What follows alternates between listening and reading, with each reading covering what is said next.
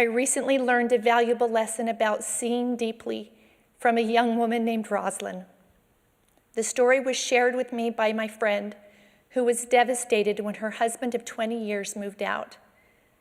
With her children splitting time between parents, the prospect of attending church alone seemed daunting.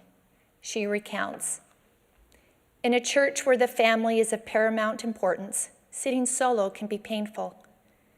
That first Sunday, I walked in praying no one would speak to me. I was barely holding it together and tears were on the brink. I sat in my typical spot, hoping no one would notice how empty the bench seemed. A young woman in our ward turned and looked at me.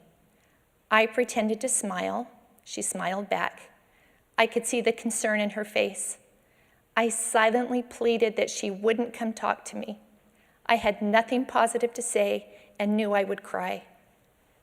I looked back down at my lap and avoided eye contact. During the next hour, I noticed her looking back at me occasionally. As soon as the meeting ended, she made a beeline for me.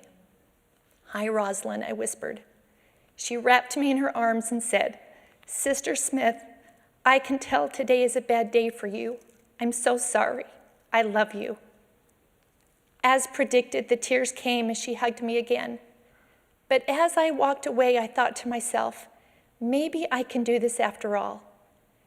That sweet 16-year-old young woman, less than half my age, found me every Sunday for the rest of that year to give me a hug and ask, 'How are you?' It made such a difference in how I felt about coming to church. The truth is, I started to rely on those hugs. Someone noticed me. Someone knew I was there. Someone cared." End of quote.